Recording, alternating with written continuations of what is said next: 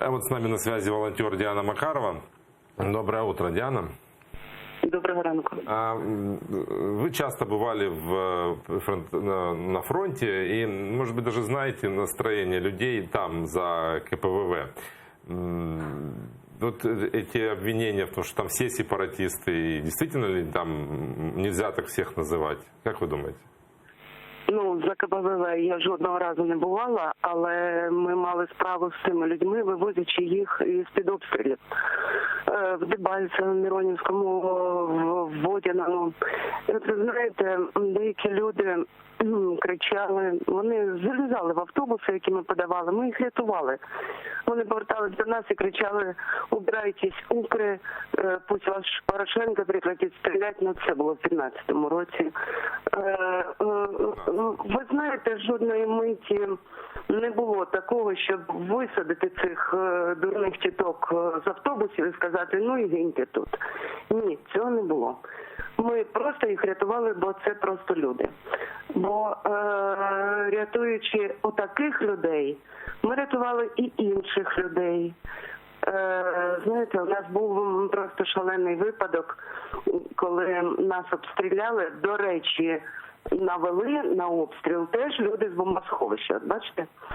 І ми заносимо, наш перевізник заносив в бомбосховище дівчинку маленьку, 5-річну, а вона його обіймає і каже: «Дядя, а ти приїхав захищати Україну?» Розумієте? Тобто, не всі люди однакові. Не всі. Сепаратисти є і в Києві. Сепаратисти є навіть у Львові. Ми повинні це розуміти. Десь їх більше, десь їх менше. Але всіх називати під одну гребінку сепаратистами – це неможливо. Це навіть злочинно по відношенню до українських громадян, якими вони все ж залишаються. Українські громадяни в Криму, українські громадяни в Донецьку, українські громадяни у Луганську. Я бачу так, що нам треба звільнити ці території, а потім вже прискіпливо розбиратись і, звичайно, карати тих громадян, які проти нас воювали, і допомагати українським громадянам розуміти, що вони українські громадяни. Тут президент Зеленський абсолютно правий. Нам потрібна інформаційна робота, нам потрібна, можливо, навіть пропагандистська робота. Ми її дуже слабо вели всі ці роки, але ми повинні її вести. А как быть в ситуации, когда, понятно, что преступники, те, кто стреляли, те, кто принимали активное участие в оккупации, сотрудничали с режимом, те должны понести ответственность в соответствии с украинским законом. А как быть с теми, которых называют вата?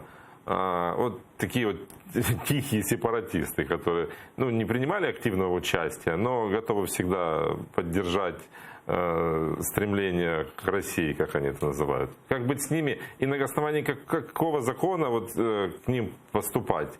Ведь они же не будут ущемлены в правах избирательных. У нас же нет такого законодательного сейчас, такой базы законодательной, чтобы применять к ним такие санкции.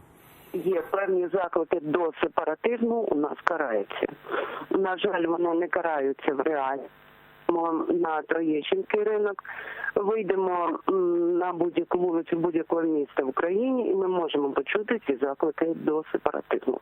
Навіть тут, в глибині України. Ці заклики не караються.